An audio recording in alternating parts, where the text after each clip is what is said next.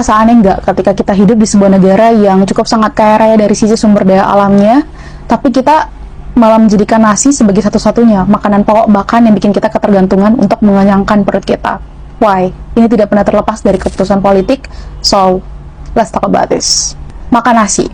Kebiasaan kita dalam memakan nasi itu berakar dari kebijakan pada masa Presiden Soekarno lewat sebuah kebijakan yang dinamakan dengan Kasimo Plan. Tapi, obsesi terhadap beras itu mulai muncul dan mulai lebih gencar lagi terjadi pada masa Orde Baru. Iya, pada rezim Soeharto, ketika kemudian Soeharto membuat sebuah kebijakan swasembada beras.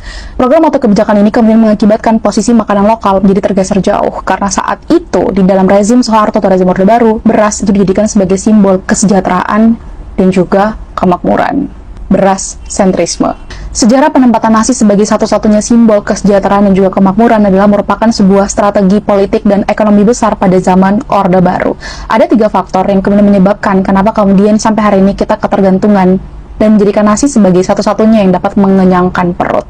Yang pertama, beras sebagai instrumen politik dan juga stabilitas. Pada awal pemerintahan Soeharto atau ketika kemudian Presiden Soeharto naik, Presiden Soeharto mengalami inflasi yang cukup sangat tinggi, terutama ketika kemudian berhadapan dengan kebutuhan pokok mayoritas di Pulau Jawa terhadap beras itu mampu memicu kerusuhan sipil. So, saat itu, salah satu kebijakan yang diambil oleh seorang Soeharto yaitu dengan mendirikan Bulog, Badan Urusan Logistik. Badan Urusan Logistik ini hadir untuk mengendalikan stok dan juga harga beras secara nasional. Logika pemerintah saat itu, kalau harga beras stabil, maka perut kenyang. Kalau perut kenyang, maka stabilitas politik itu bisa tercipta. Kedua, revolusi hijau, modernisasi yang memaksa. Saat itu, Orde Baru mengadopsi sebuah program yang dinamakan dengan revolusi hijau. Dalam implementasinya terdapat beberapa fokus utama dari program revolusi hijau ini.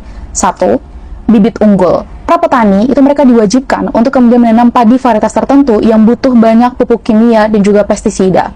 Yang kedua, infrastruktur masif. Pembangunan irigasi besar-besaran difokuskan untuk sawah padi, bukan untuk lahan jagung, sagu, maupun ubi.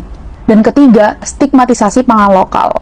Akhirnya pada saat itu muncullah stigmatisasi pangan lokal, di mana secara tidak langsung, kalau misalkan lo makan untuk mengenyangin perut selain nasi, kayak misalkan lo konsumsi jagung, atau misalkan sagu, atau kentang, dan lain sebagainya, itu saat itu mulai dianggap sebagai sebuah kemiskinan dan keterbelakangan. Karena nasi diposisikan sebagai sebuah simbol kemajuan, kemakmuran, dan kesejahteraan. Makanan kelas atas. Ketiga, nasinisasi melalui kebijakan gaji PNS. Iya, ini adalah merupakan salah satu cara yang paling efektif juga karena saat itu pemerintahan Orde memberikan sebuah tunjangan kepada para PNS, ABRI, dan juga karyawan BUMN melalui beras fisik. Dan